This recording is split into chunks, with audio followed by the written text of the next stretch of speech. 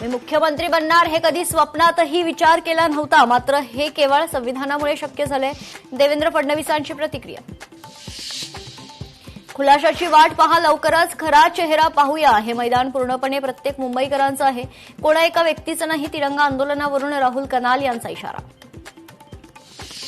नागपुरात होणारा इव्हेंट हा पेड इव्हेंट. संपूर्ण भाजपा हा पक्ष नव्हे तर पेड इव्हेंट. खासदार संजय राऊतांची मुख्यमंत्र्यांच्या जेनझी संवादावर टीका.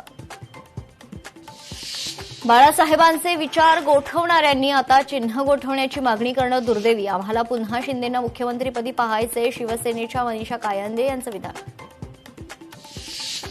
भुलेश्वरच्या राजाच्या मिरवणुकीत विघ्न. मिरवणुकीदरम्यान गणरायाची मूर्ती अचानक खाली कोसळून 2 जणांचा मृत्यू, 5 जण जखमी. खड्ड्यांमुळे दुर्घटना घडल्याचा प्रत्यक्षदर्शींचा अंदाज.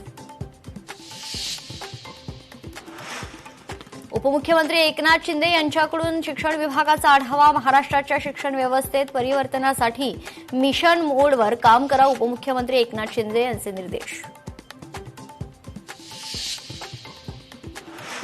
अनेक दशकांपासून वन विभागाकडे असलेल्या संजय गांधी राष्ट्रीय उद्यानाच्या 193 एकर जमिनीला संरक्षण मिळावे.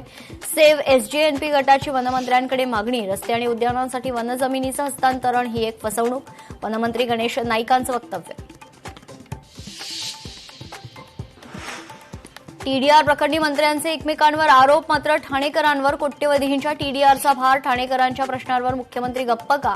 डी दायाबाही कंपनीला दिलेला टीडीआर मुख्यमंत्री स्वअधिकारात का थांबवत नाहीत? सरकार या टीडीआर प्रकरणी पुनर्विचार याचिका दाखल करणार का? लोकशाही मराठीचे सवाल. प्रकल्पबाधितांच्या नावाखाली सरकारची घोर फसवणूक. कोट्यवधींच्या घोटाळ्याची माहिती लोकशाही मराठीच्या हाती. मुंबई अहमदाबाद हायस्पीड रेल्वेच्या कामात अधिकाऱ्यांचा गैरव्यवहार. लोकशाही मराठीनं बातमी दाखवूनही अधिकाऱ्यावर अद्यापही कारवाई का नाही? सवाल उपस्थित.